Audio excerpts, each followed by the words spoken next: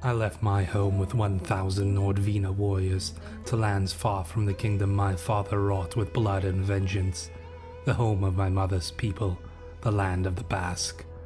What does fate hold for me there? Hello, Wanderers. Welcome back to a brand new Crusader Kings 3 roleplay experience following Clan Stjarna. For those of you who are aware, and those of you who are just joining us now, the character we will be playing in this series is Chieftain Satordi Styrkarsson of Clan Stjarna. Now, he is the son of the great King Styrkar of Bjarmaland, Bjarmaland being this kingdom here in northern Russia, the kind of preeminent power in that region after the fall of Novgorod, which you can see all of that in that previous season. But even though Styrkar had many sons, the many who have gone on to have their own very interesting stories, and we did leave it up to a vote to see whose story we would be playing through. But many of you agreed that the most interesting one would be Chieftain Satordi here, and that is because of his mother. Indeed, his mother is not Nordvina as he is. Queen Oria Belaskites, as you will be able to tell, she was not from our land. In fact, she was captured on a raid and eventually fell in love with King Styrkar and had a child with him as well. And she was of the royal line of the Basque people, and in fact, some of her children went on to rule thrones in Aquitaine, and her descendants continue to rule in Aquitaine as well. And as you can see, some of her children are of House Carling, as that was her previous husband's house.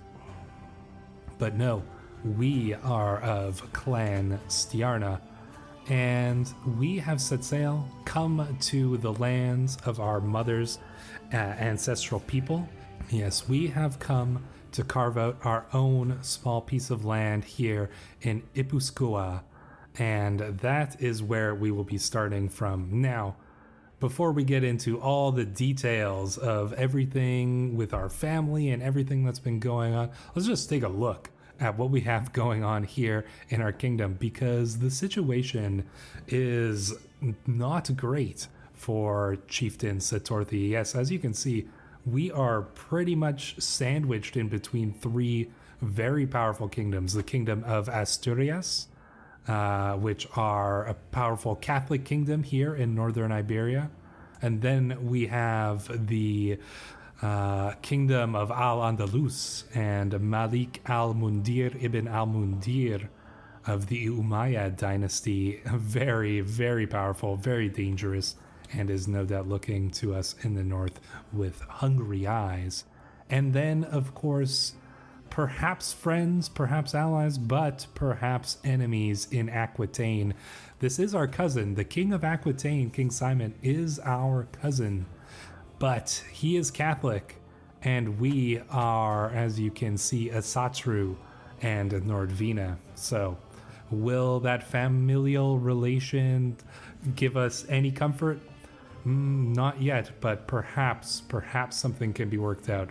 Perhaps we will find some way to find an alliance, but our differing faith may be trouble there.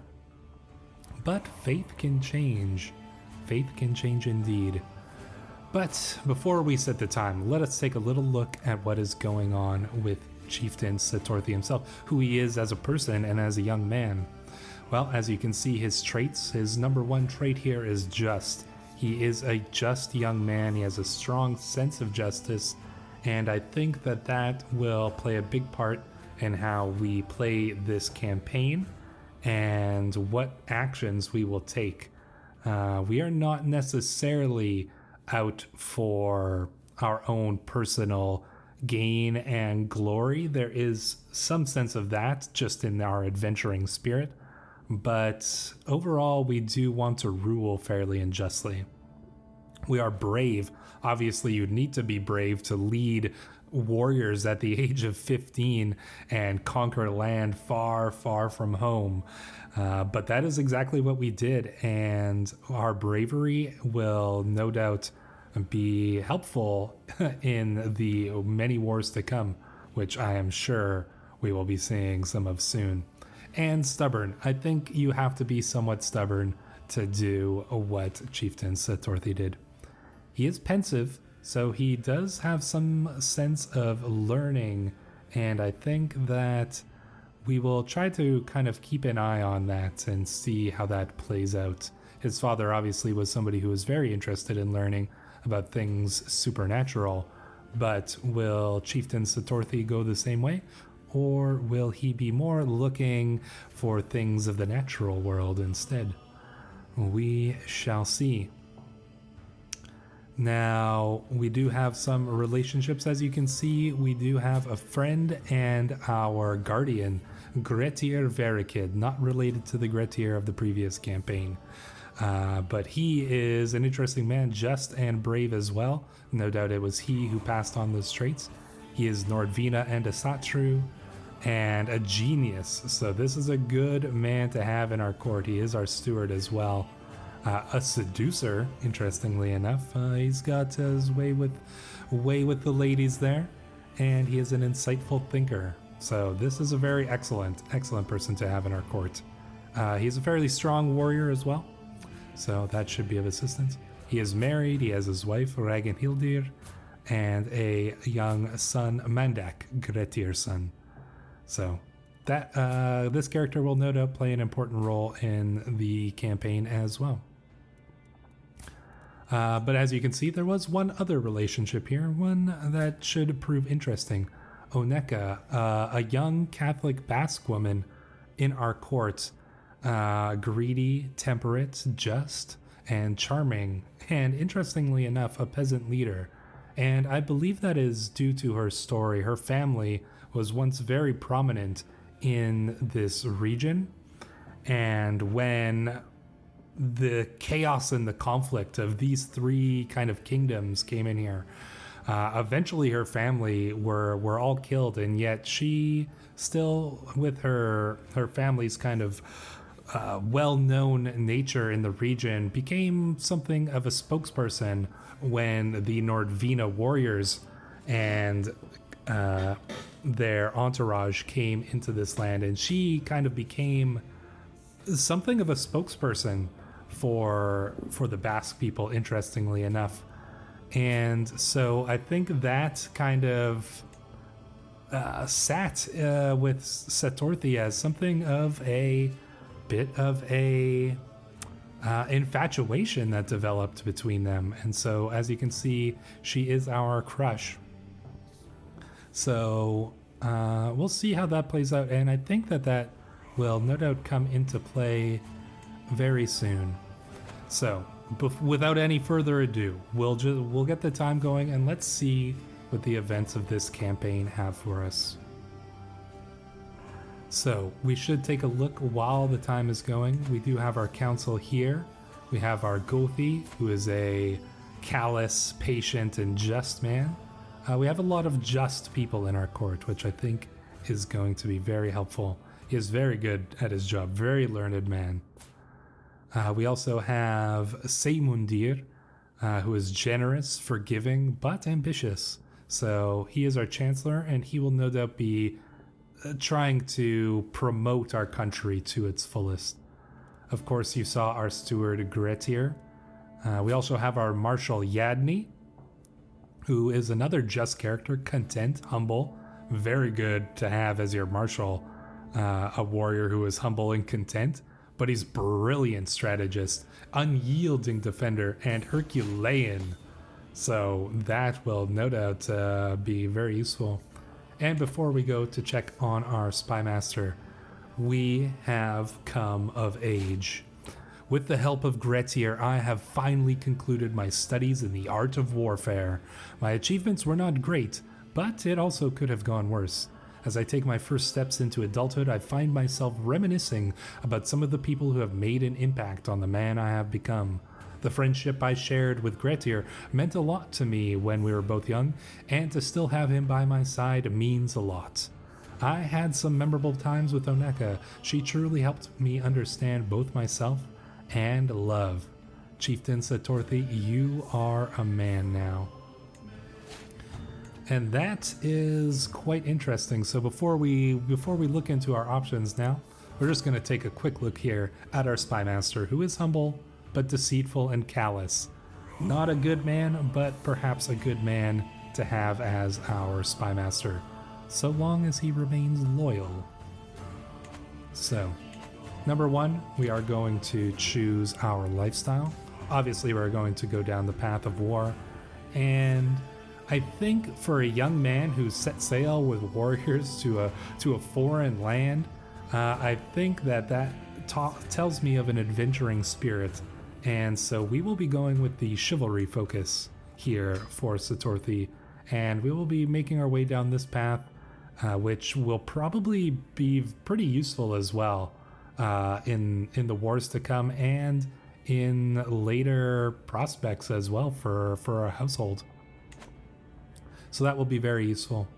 Now, obviously, marriage would be something that is on the mind of a young man like this, and there probably are marriage prospects out there who would be potentially something that we could, gain some help with, some alliances, but really we're so isolated here. Do we have any reason to have connections that far? We're young, we're far away from everything. Do we have those connections to make? Potentially, but I think what makes much more sense would be to potentially marry the young woman Oneka who we fell in love with over our time here, and I think that this potentially makes the most sense. We are far away from home and we have nobody to rule over us. I think this is one of the few opportunities where we might be able to marry for love. So we will ask Oneka if she will marry us, and hopefully she will say yes. We are betrothed, so it appears that she has. And that should be a very interesting story to play out. Our marriage with this young, very confident and well-known Basque woman. How will she influence young Satordi? That remains to be seen. But I am very curious to see how that plays out. Apparently we can challenge King Ingemar of Denmark to trial by combat. I don't really see any reason to do that right now. But yes, we can marry the love of our young life, and we shall choose to do so. We shall marry Chiefess Oneka.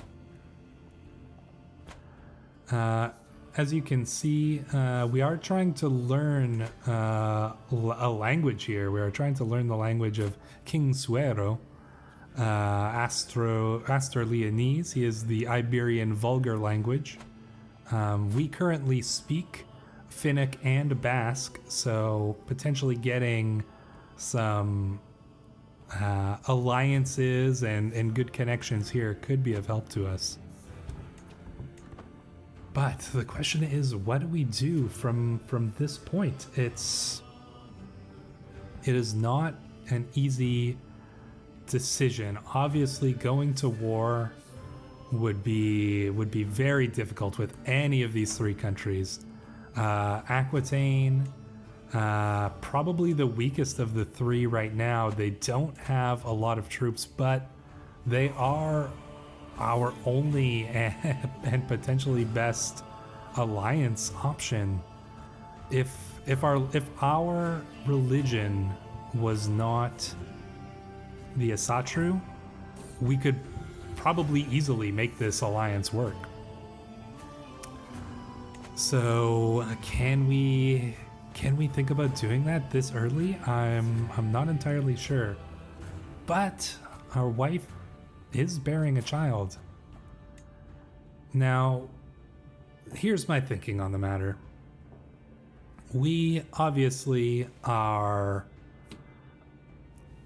were raised in the Norse society, but the Nordvina society as well. So our religion may be the Norse religion, but we are of the Nordvina culture, which is a mixture of Finnic and North Germanic heritage. And it was a place where people from many different regions mixed and mingled in many different religions.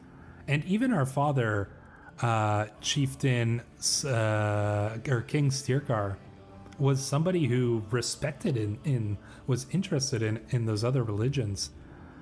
So as I look at this situation here, I don't think it's a stretch to say that we may consider changing our religion here at some point. We'll have to see if an event comes about that that creates that situation, or if we simply develop that over time due to our connections with the people here. We shall see. We will make sure our characters are doing what they need to do. Religious relations, I think that's good. Domestic affairs. No, foreign affairs is probably more helpful. Promote culture. I don't think we want to promote culture. I think we want to just continue. I think we may want to increase our development though. And I believe we're going to want to increase our control here as well. So, what do we have here? There are a few things I enjoy more than Grettir's company. He dragged me around to one activity after another, and the high pace truly helped keep my mind off my troubles. After this short break, I was once again ready to take on my duties. I am lucky to have a friend like Grettir. We lost 20 stress thanks to our friend, and I am keen on that. So, what are we going to do in this situation? Well, we are going to give our daughter a name. Praise Freya, Oneka has given birth to a perfect little daughter. One day, child, you will carry on my legacy. What name would befit such a mighty lady? I think we have to name her after my mother, don't you? We shall name her Oria. I think that is only fitting. So, we are Norse for now. And we are an adventurer, and we are a warrior. As you can see, we are quite an impressive warrior. Well, what does an impressive warrior such as ourselves do? Well, we go on a raid. Now, if you would like to join in on this raid, you should click the like button and subscribe to this video. Become one of Satordi's Norse warriors. Join the raiding band, join this raid, and come along as we sack these cities and bring back loot for our small but burgeoning land. I think this raid will go very well, but hopefully that many of you warriors will join us as well. Now, no doubt we are going to get attacked here by the Emirate of Navarra. I think we shall hold our position in the mountains, and this shall be the first true test of Satordi's skill in combat. So, for those who have joined us, in which retinue are you going to be following? Satordi, Grettir's here, Yadni, many great warriors are fighting with us as well. They have some warriors too, but we shall see how this battle plays out. The battle in the mountains of Pamplona. So here where my mother's ancestors once lived, we shall fight this battle. Our champion Grettir killed Fortune Banu Kazi. Excellent grit here. And he killed another one. Very impressive. Slaying 2 of their great warriors. And it seems like we do carry the advantage into this battle, holding this defense in the mountains, even though they consider themselves more cultured, more civilized than us. Well, I do not think that that is the case. I think that we are the greatest warriors in these lands, and we have just proven it in this battle as we have crushed the enemy army, sent them packing, and now we will sack their city and take their riches for our own. There we go. As you can see, we have even captured some prisoners as well. We will be looting this city, potentially this church, maybe some more lands as well. There is plenty of loot to be had here, but we do have to watch out for bigger armies from the Malik, who might be coming to enact their revenge upon us. Can we risk going and taking that as well? It's tough to say. There's 31 over here in this city. I think we may want to take that little risk. Let's speed up time just a little bit here as we continue this raid. And there we go, plenty of loot there. Nope, I do not want to lose my troops like that. We don't have the troops to lose, not at this stage in the game. Anything that's going to cause us any significant loss of troops is going to be very risky. It's going to make our enemies think that we are weak, and so we shall be very careful of doing that. If we go here, 100 casualties. No, I think we take our loot and we return home. I think that is the wise thing to do, and we have some wise rulers and chancellors and companions here. We bring back plenty of coin anyways as it is, and prisoners as well, who we might be able to ransom back, get a little bit of money for that one, a little bit of money for that one. And that was overall a very successful raid, and that was in parts, I think thanks to you warriors who joined in. So there we go, our raid was successful. Satordi proving himself as a commander, as a leader, as a raider, and showing this land that we are maybe not to be trifled with, not easily anyways. So yes, we did have this victory here. Let us look at the details. As you can see, Gretier, he has slain 2, indeed 2, the Wali Ruslan and Fortune Musez Banukazi. And both of them somewhat skilled warriors, well enough with the blade. And damn, as you can see, we have grown ourselves a fine beard.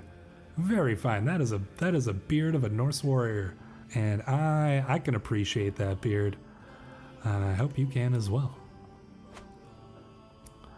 So that is what we have going on here, and I'm just going to slow down time just for a little moment, because I'm sure some of you are curious about Styrkar, the family of Styrkar, the sons of Styrkar, and our brothers. So, as you know, Styrkar, our father, was the ruler of Bjarmaland. He carved out this kingdom, a tale of revenge. Once again, link to that will be in the description and up above. But he had several sons and a daughter, but his 5 sons all went on to greatness in some ways. You may say he had 6 sons, and don't worry, we will get to that. Obviously, our eldest brother, King Styrbjorn the Impaler. Now this is an interesting character. He was the one who was most like our father, also albino, but he was ambitious, patient, gluttonous, intricate webweaver, a torturer, quick. He lost his leg. He's a confider. This character had some interesting stuff going on through his life, and he has a large family as well. So many nieces and nephews for us from this line. So very interesting man. We will see what happens with our brother and how things play out there in the future. He is a very powerful position. Our second eldest brother, you may remember Jarl Frothi, the drunk berserker of a man who is potentially one of the greatest warriors around. He gluttonous, content, and paranoid, but just a warrior through and through. Berserker, drunkard, adventurer, comfort eater. He's a lunatic and a poet, so this guy's wild. Well, guess what this guy went and did? He sailed to northern Scotland and he carved out a kingdom. That's right. He said, this is not for me living under my older brother. I'm going to carve out a kingdom of my own. And he went and he did so, forming the Nordvina line and basically just wreaking havoc all over here. He has some children as well, so we shall see how that all plays out in the future. Very interesting character, Jarl Frothi. We will keep an eye on him. The third of Styrkar's sons was Eirikr. Now, Eirikr was a bit different, also a drunkard, but he was ambitious, just, and fickle, and somebody who was most interested in money. Well, what do you do when you want to make money? Well, you become an adventurer for one thing, and you set sail with warriors to a place where you can make money. And indeed, our brother, carving out a kingdom here in northern Bulgaria and becoming, as you can see, becoming Orthodox in order to potentially make better deals with the people in this region. He is strong. He is not the most capable warrior, but he is a very good ruler, very nice and balanced stats. He also has many children, and no doubt it will be interesting to see how that all plays out in this region here. He's got a few alliances, so he is not weak, even though he's right here on the edge of the Byzantine Empire. Our youngest brother, Chieftain Vigfus, we don't know too much about him, but he did have an interesting story that you can see if you go back to season 1. Just, ambitious, curious. Be curious to see how he comes out. Indeed, disputed heritage. Like I said, you'll see that in the first season if you have not watched that already. Now, I know there's one other character that some of you will be very interested in seeing what happened to them. But unfortunately, Jarl Vasilko, in the time that passed after Styrkar's death, he did die. And how did he die? He died from internal injuries. And unfortunately, though we did not see this story, it came to pass that Jarl Vasilko, the son of Rurik, the enemy of Styrkar, once again, you can see this back in that first season, but he found out the horror of his parentage, of his lineage, what happened to him, and he confronted his liege and his brother, essentially King Styrbjorn. He confronted him. He demanded justice, but Styrbjorn was not to have that. He was not a man who could allow this questioning of his rule, of his father, of their lineage. And thus, he unfortunately had to take punishment upon Vasilko, who died of his internal injuries after questioning his ruler. Mercifully, his son does still rule of the Vasily line here, Jarl Eirikr. He still rules, but the question is, will he remain loyal to the Stjarna family? That remains to be seen. So there we go. We have all caught up on what has happened in between the previous season and this. As you can see, my study of the Iberian vulgar language is progressing fantastically. I feel like I have all the focus and energy in the world. My name is Satordi. I like to eat marzipan. If I just focus ever harder, I'll speak fluently in no time at all. We could try to execute the scheme immediately. 50% chance. I'm not opposed to that. Let's see how it goes. Learning language failure. After lots of hard work, nothing. It is impossible to learn it. What a waste of time. We could end our scheme to learn the language of King Suero. Or we could start over and do it right this time. No. Well, we are stubborn. We are stubborn. I don't think we would give up. So we're going to take that stress level. Mental break, dark thoughts. Guilt and shame have been plaguing me as of late. All of my sins, my flaws, my failings. These dark thoughts distract me from my responsibilities and keep me awake at night. I feel like I must do something to put an end to this mental anguish. But what could possibly help? Do we become improvident? Do we become a drunkard? We have a lot of drunkards in our family. I don't think that we would look to these. What is improvident? He habitually gives away far more money to charities than he can reasonably afford. I mean, I think that may make sense for somebody who is just and is trying to win over the people here. I think... Or he must be strong and resist these impulses. I think we would try to be strong and resist the impulses. We're stubborn. I don't think we would give up that easily. So, as I said, we are in a very interesting position here. The question is, what do we do from here? I am sure that you guys will have a lot of opinions on this. So leave your opinions in the comments below, and we will see what happens in the next episode. Thank you so much for watching, and we will see you then.